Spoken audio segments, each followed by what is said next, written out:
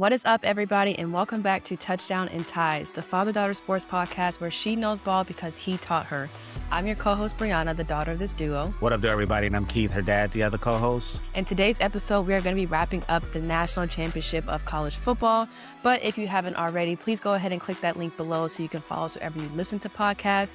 That way you can get updated whenever we upload an episode. And of course, it also helps us out as well. All right, let's go ahead and get into it. All right, let's do it.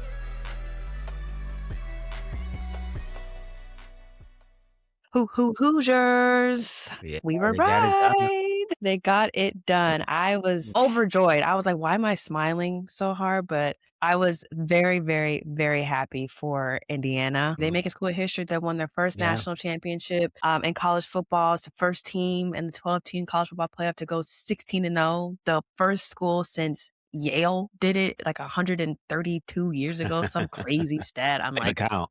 I was like, that doesn't even count. Whatever. Count. Like, it's just, but just everything about them winning this championship is just amazing. For Curt Cignetti to turn around a football program like Indiana, who was not only a non-factor in the Big Ten, but in all of college football, and win a national championship. I mean, even before the game, everybody basically picked Miami to win the game, and they still just kept proving people wrong, even after they proved that they should be there. And it was just amazing. It was amazing. It really was. It's probably the most incredible story that I've ever witnessed in sports. And I've been watching sports a long time. I mean, it's just so improbable that Indiana University has won the championship in college football. It doesn't even sound right when you say it because, I mean, in my lifetime, Indiana has never even been a thought. Yeah.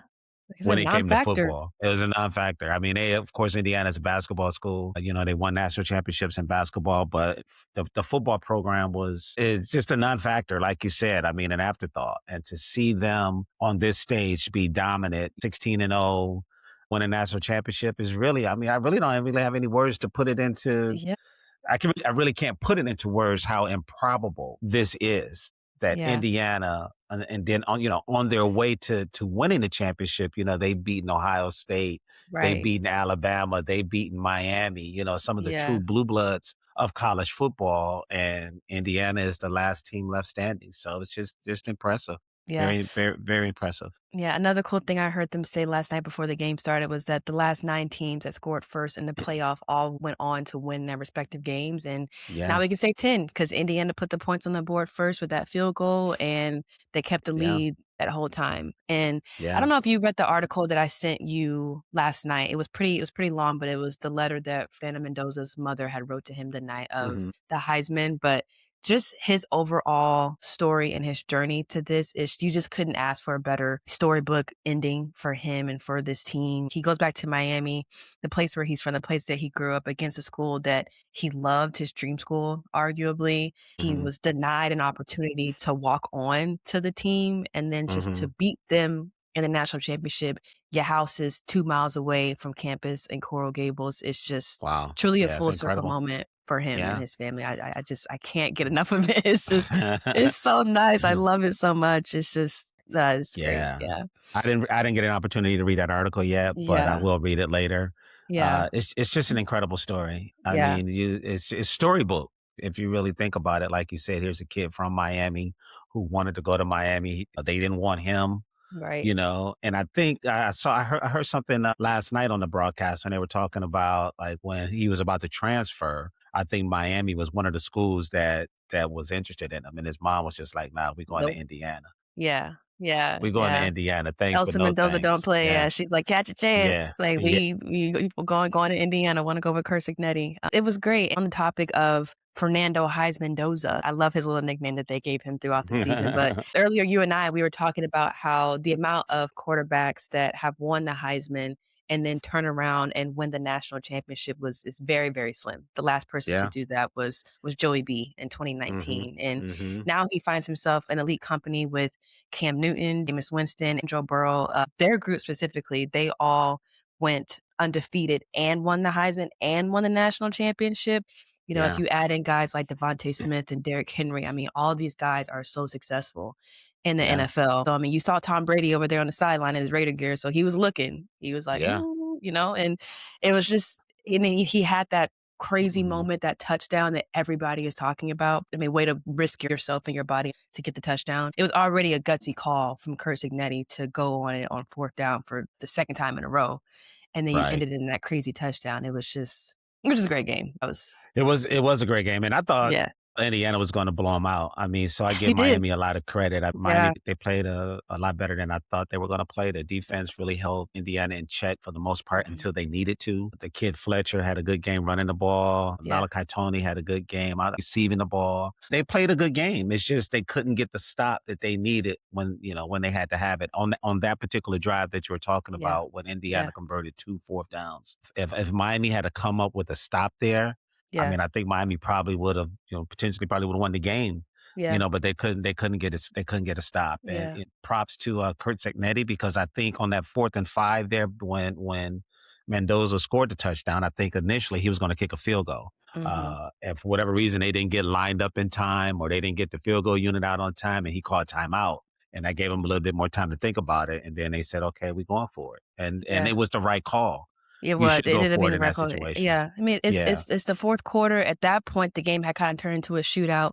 Every time you would score, the other team's, Yeah. offense would come back on the field and they would score. So the defenses were kind of, in a way, you could maybe say playing on the Mhm. same level last night Mhm. because they both started out really, really strong. There weren't a lot of Mhm. points that were going on the board at all. And then we got into that 4th quarter. Nobody was, I feel like, was really making the stops that you really needed to help out your offense after they had just scored because they would just come back on the field and boom, 6 more points for the other team.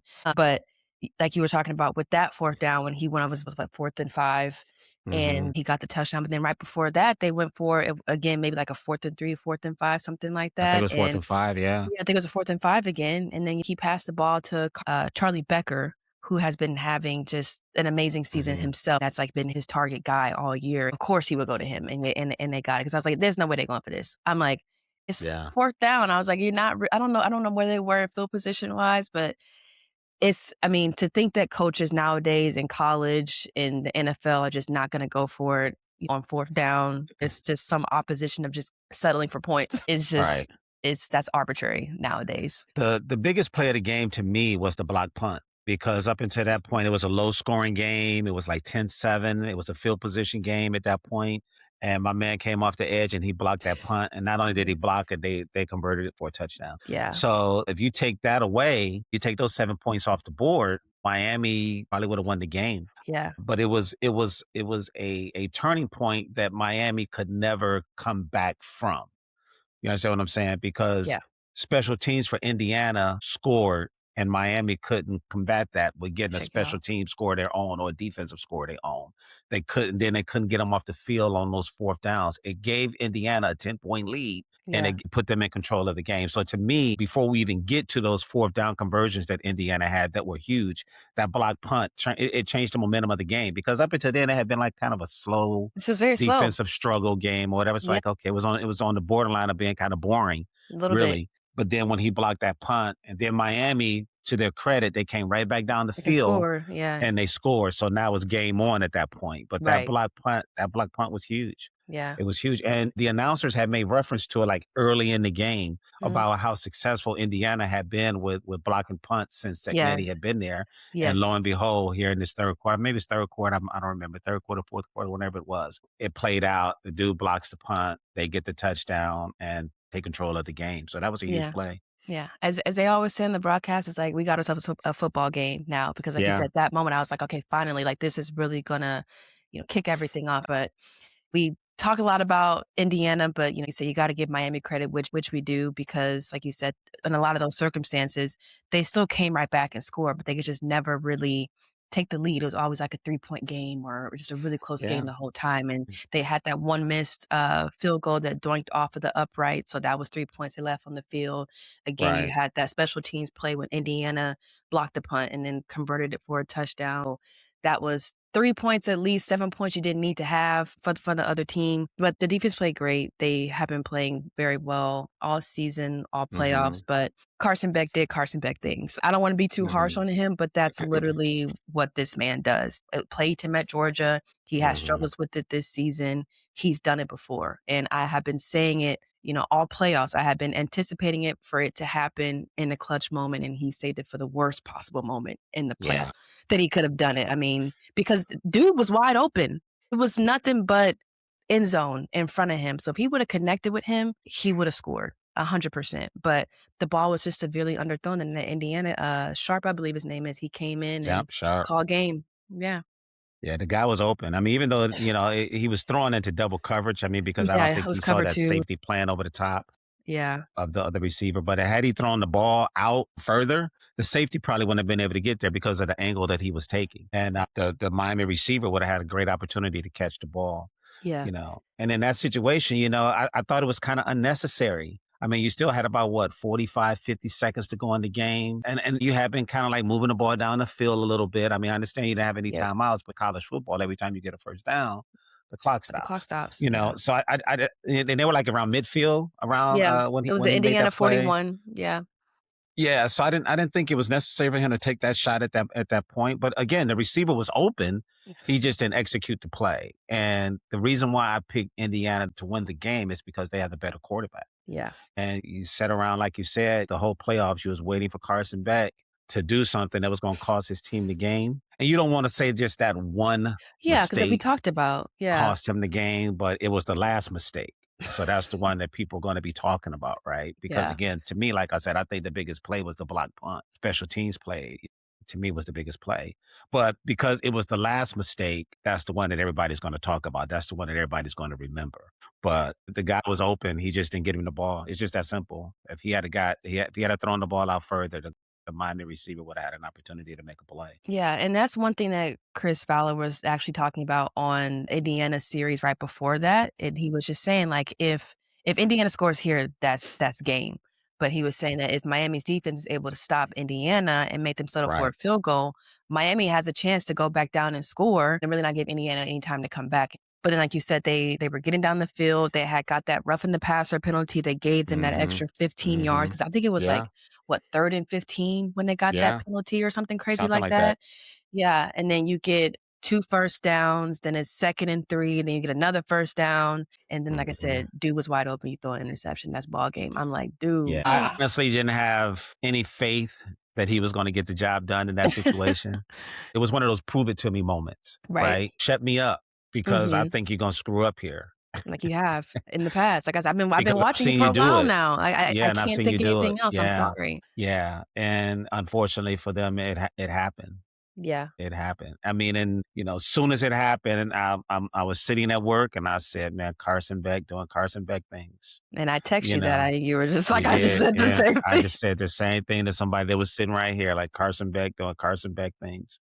I mean, he didn't shake Fernando Mendoza's hand after the Mm-mm. game. I understand that you are upset that you lost the game. It's emotional. I mean, you threw the interception that pretty much ended the game. But I mean, you got to have a little bit better sportsmanship than that. Go over, shake the kid's hand, and then go to the locker room. But this has been something that we've seen from him throughout the course of the season when things don't go right, throwing his teammates under the bus. Nothing was ever his fault. But the biggest moment on the biggest stage like that, you have to show a little bit more sportsmanship than what he did. Shake the guy's hand, tell him good game, wish him luck, congratulate him, or whatever. Get that you're devastated. I would be devastated too, but you still have to put that aside and show a little bit of sportsmanship. It's a unique situation with him because obviously people talk like us. Everybody talks. Everybody has their own opinions. He's always in the media.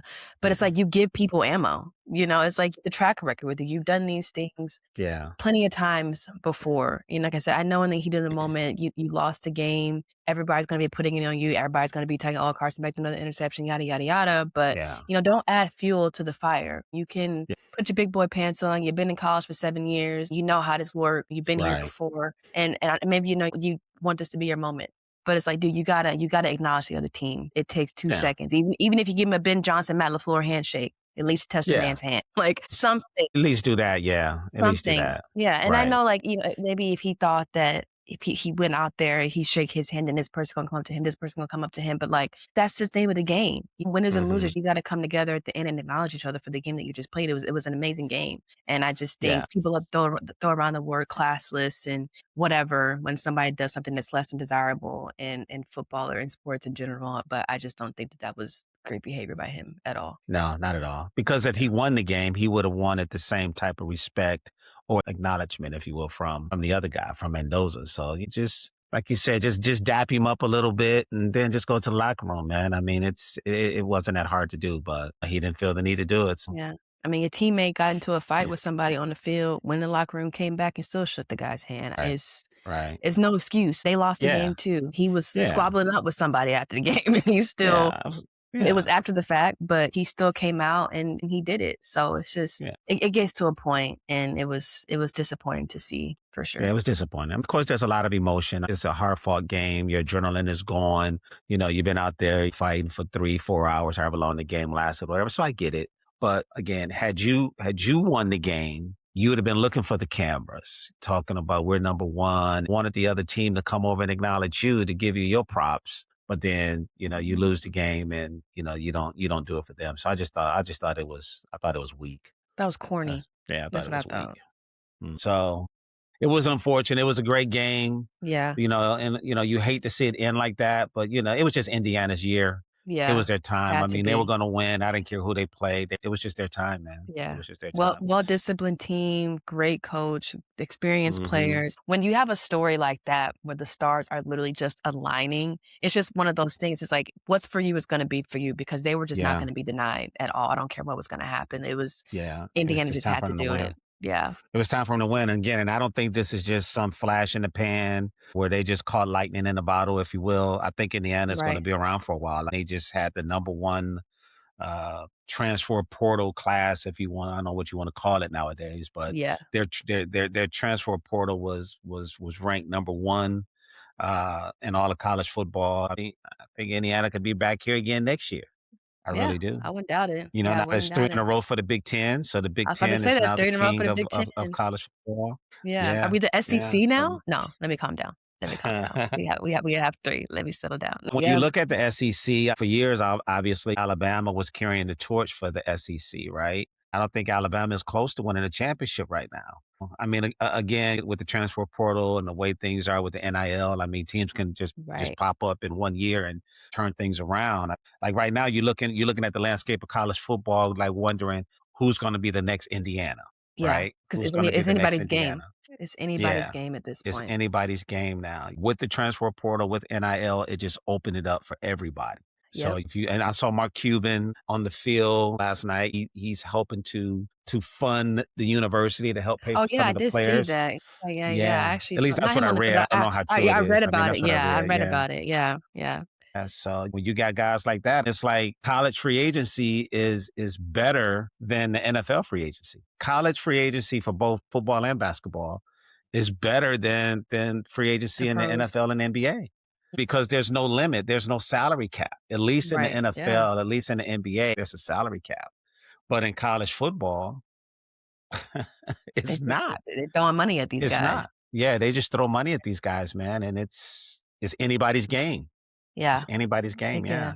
can. It could literally Yeah. be some random team next year that, like, again, people who were laughing stocks before are not gonna be laughing stocks anymore, all because of the new age No. of NIL, the transport Yeah. portal. I know they just voted unanimously about redshirting. You can play 9 games in a 12-game season and be like, "Hey, that season didn't Did they count." really? I had heard Like, about that. I didn't think they were gonna do that, but they that's voted the whole season. That's the whole literally the season, whole really. season. Yeah, they voted Yeah. unanimously on that, like a To week allow and that to short. happen. Yeah, to allow that to Wow. happen. So now you can play 9 games of a Wow. And then 12-game redshirt. season and then redshirt. Some of the stuff I think is great. Some of the stuff I'm like, "Y'all getting out of hand." Like, y'all need Yeah. to reel some things in. There needs to be some more rules. Because, like I said, I didn't think NIL was gonna turn into something like this, but I think it's just a matter of time before college football just completely separates itself from the Yeah. NCAA. Because at Mhm. this point, you're not operating like the rest of these college sports. You don't have the same rules and regulations and things like that, and you can't keep things fair. So Yeah. they just need to go and do their own thing. College football is well, college sports, I guess, in general, not just football, it's no longer amateur sport because now that these guys are able to be paid, and to which I was always an advocate for it. I always thought like you should pay these kids something because you don't want them to work throughout the school year. Yeah. They committed to playing football. They got to practice. They got to play basketball. They got to practice. When do they have an opportunity to work? They got to go to Yeah. class. They got to study. Yeah. They didn't have an opportunity like a normal college student would have.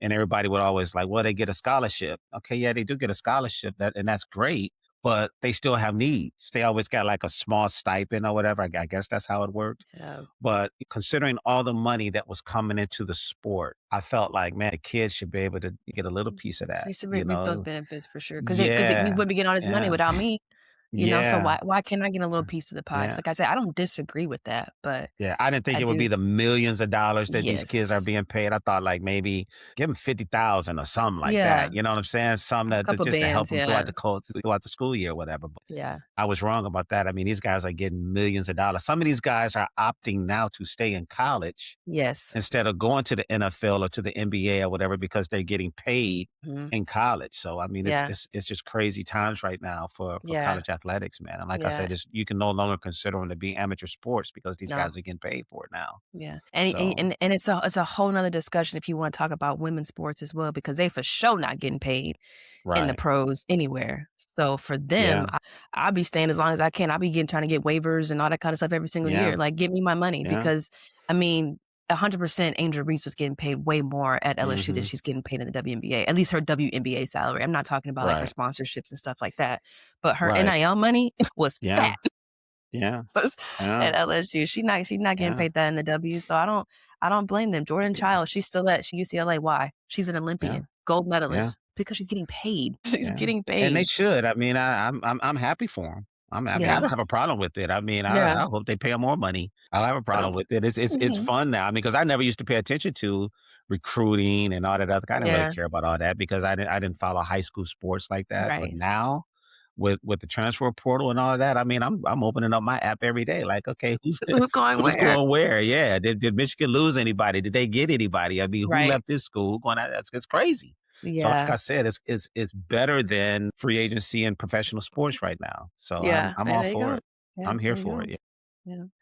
Well, it's been a fun college football season. We called it pretty early. We said, watch out for Indiana. They have been doing hmm very well. And we hmm got a prediction right all the way to the end. So give us our Yeah. tens because we got that one right.